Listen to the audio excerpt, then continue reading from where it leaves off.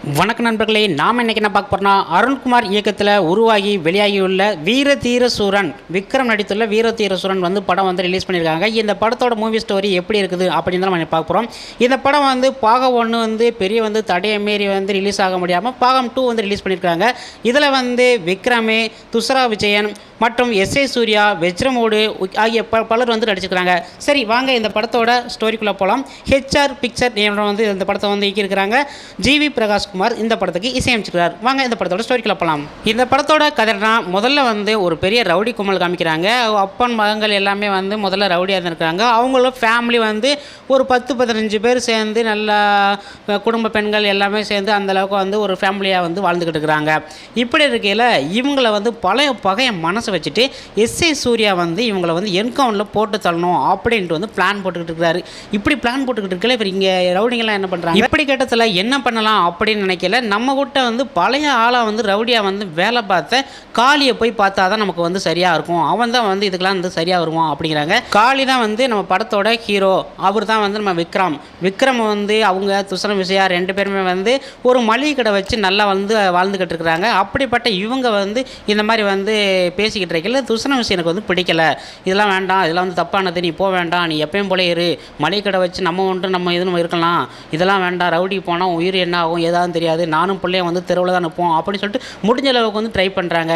இதேமாரி அந்த பெரியவர் என்ன பண்ணுறாருனா, இவர் காலில் விழுந்துட்டு என் மகனை நீ தான் காப்பாற்றணுங்கிறாரு. சரின்னு சொல்லிட்டு அவங்க என்ன சொல்கிறாங்கன்னா, துஷர விஷயம் இவங்க இப்போ காரியம் ஆகினா காலை கூட பிடிப்பாங்க, இவங்களை நம்பி போகாத அப்படிங்கிற. இல்லை, நான் பெரியவருக்கு வாக்கு கொடுத்துட்டேன், நான் போயே தருவேன் அப்படி சொல்லிட்டு அங்கேருந்து கிளம்பி போகிறாரு. இப்படி போகையில் அங்கே எஸ்ஏ சூர்யாவை போய் பார்க்குறாரு. எஸ்ஏ சூர்யா என்ன சொல்கிறாருன்னா, வீர காளி நீ தெரியாமல் உள்ளே தலையிடுற, நீ இதெல்லாம் தலையிடாத, தேவையெல்லாம் போயிரு, நீ நல்லா வாழ்ந்துக்கிட்டு இருக்க அப்படின்னு சொல்லியிருக்கிற, உன்னை நான் நல்லா பார்த்துக்கிறேன், உனக்கு எந்த ஒரு பிரச்சனையும் எதுவுமே வராமல் நான் பார்த்துக்கிறேன் அப்படி சொல்லிட்டு எஸ்ஏ சூர்யா அந்த பக்கம் பேசுகிறார்.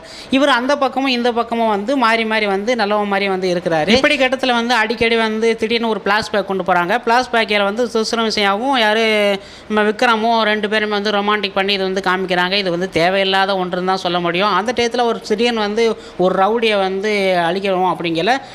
ரவுடி அழிக்க வேண்டாம், ரவுடியோட அப்பனை எப்படியாவது போட்டு தள்ளணும்னு சொல்லிட்டு பழைய ஒரு பிளாஸ்பேக் ஒன்று காமிச்சிட்டு திடீர்னு காமிக்கிறாங்க. ஆனால் இதில் விக்ரமோட நடிப்பு அந்தளவுக்கு ஒன்றும் இல்லை.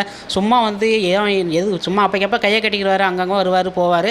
நைட்டு ஃபுல்லாக எல்லாமே ஒன்று சண்டை போடுவாங்க. இந்த சண்டையெல்லாம் மீறி இவங்க 2 பேர்த்தையும் காப்பாற்றினாங்களா என்பதான் படத்தோட கதை.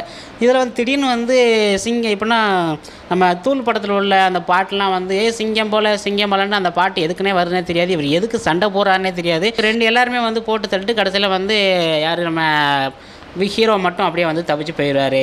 இதுதான் அந்த படத்தோட ஸ்டோரி. கதைன்னு சொல்லப்போனால் அந்த படத்தில் ஒன்றும் கிடையாது. அந்த படம் அந்தளவுக்கு இதுக்கெலாம் இப்போ ரொம்ப எதிர்பார்ப்பு அப்படின்னு கிடையாது. எஸ்ஏ சூர்யா நடிப்பும் அந்தளவுக்கு ஒர்க் அவுட்டும் இல்லை. அந்தளவுக்கு சும்மா ஏதோ பேருக்கு அந்த சைடு இந்த சைடு ஜால்ரா பண்ணி எல்லாத்தையுமே போட்டு தள்ளுங்கிற இந்த மாதிரி நார்தர் வேலைலாம் பார்த்துட்டு இருக்காரு எஸ்ஏ சூர்யா.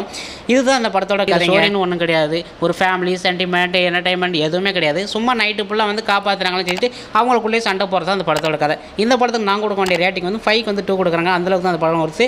விக்ரமுக்காண்டி ஒரு தடவை பார்த்து டிஃப்ரெண்டான ட்ராமா மூவின்னு தான் சொல்ல முடியும். ஓகே ஃப்ரெண்ட்ஸ், உங்களுக்கு வீடியோ பிடிச்சா மறக்காம சொல்லலாம், சப்ஸ்கிரைப் பண்ணுங்கள், லைக் பண்ணுங்கள், ஷேர் பண்ணுங்கள். இது போன்ற வீடியோ நெக்ஸ்ட்டில் சந்திக்கலாம். வணக்கம்.